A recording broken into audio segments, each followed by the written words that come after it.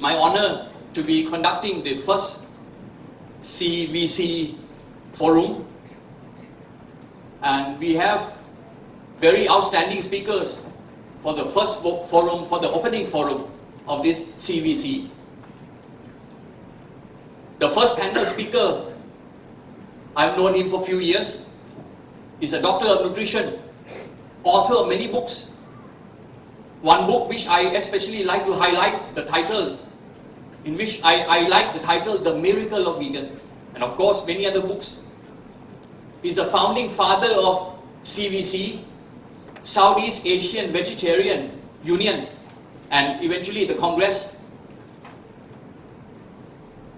The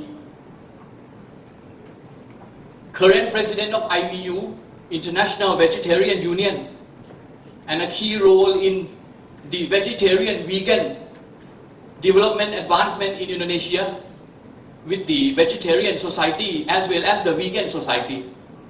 Also the president of International Tempeh Foundation. Join me in welcoming Dr. Susianto Singh. A happy going doctor with always a very beautiful smile. Our second panel speaker, a medical practitioner, 41 years. 41 years is a long time as a medical practitioner. Vegetarian for 32 years. And vegan for the last 5 years. And he's a true vegan activist, medical doctor.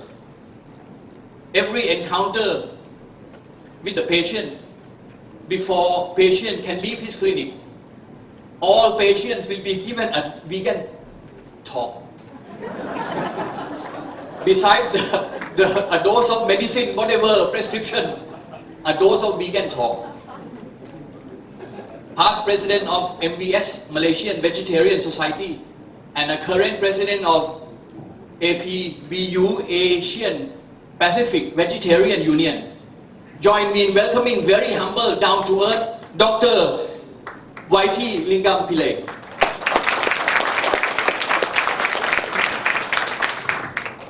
Of course, both of them, we know each other for a few years with vegetarian activities, vegan activities, Congress.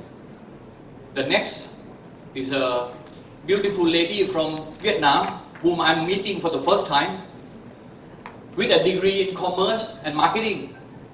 But one day she found her true calling, what her heart really speaks about, the love of animals.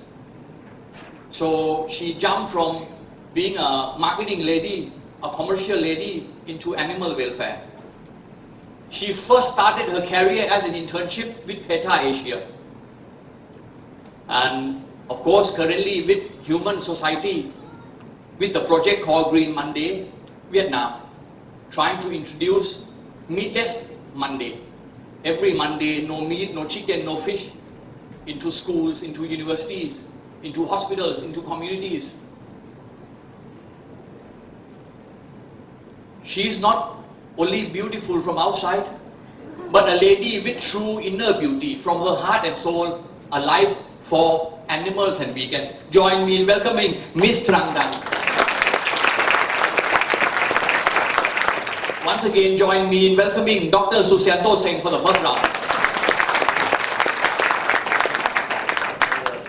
Healthy bloodstream, and the left one is the what we call the plaque, yeah, the white one. And if you analyze this plaque in the laboratory, most of them actually coming from cholesterol and saturated fat.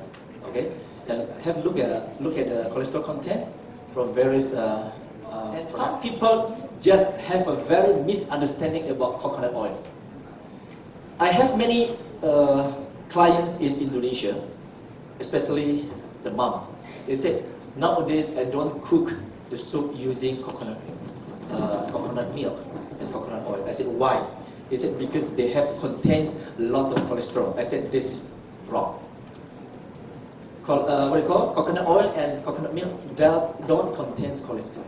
So I asked them again, so you replace by what kind of product? I replace by milk. Milk contains cholesterol. Okay?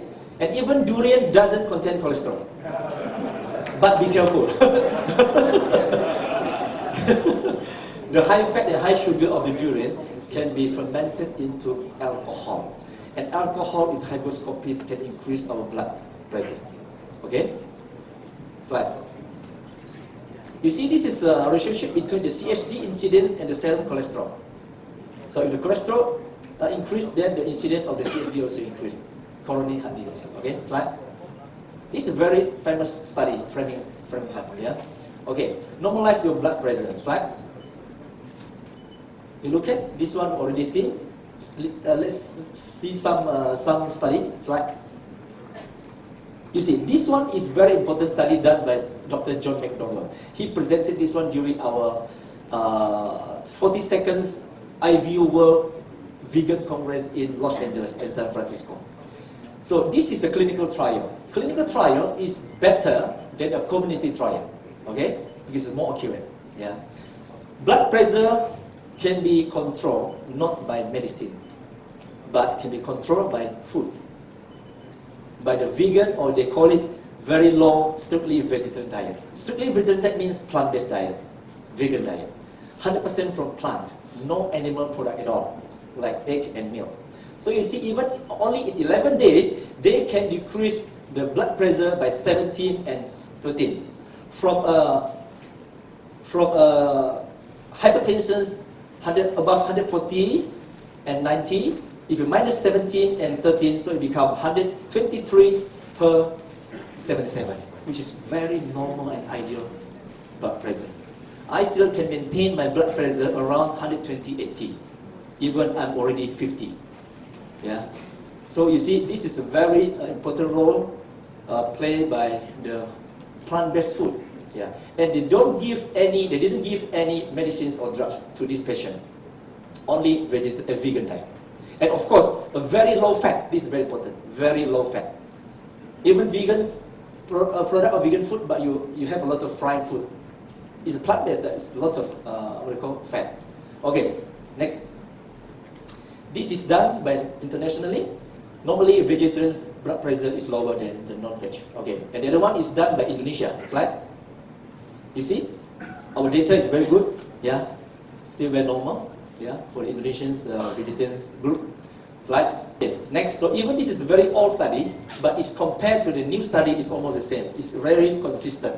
You look at the number of the 6 times a week to consume the meat compared to the vegan, the never, or maybe vegetarians also never eat meat. So it's almost about 3.8, so almost 4 times higher risk of getting diabetes from a plant-based diet compared to the non-veg. So they only eat 1 meal of meat a day. So 6 plus meals we call meat in a week. So it's the risk of getting diabetes is about 4 times higher from the eating meat group compared to the plant-based. Okay, slide. My friends told me, my akong, my grandpa, smoked for 40 years, but still alive. Still alive. Until 70, 80, and never got lung cancer. I said, yes. Because the truth of scientific data is a comparable one. It's not how they call absolute, but a relative risk. So not every smoker will get the lung cancer. But please remember, 80 to 90% of the total lung cancer patients actually caused by smoking. So please remember this one. You see, cancer is a multifactorial disease. It's not only one factor. But we can know, according to the research and studies, there are main or dominant factors.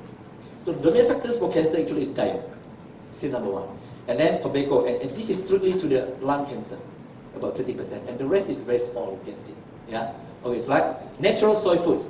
If you look at internet, many Facebook, they chat about women or ladies cannot or not allowed to eat or consume soya products. It will cause cancer.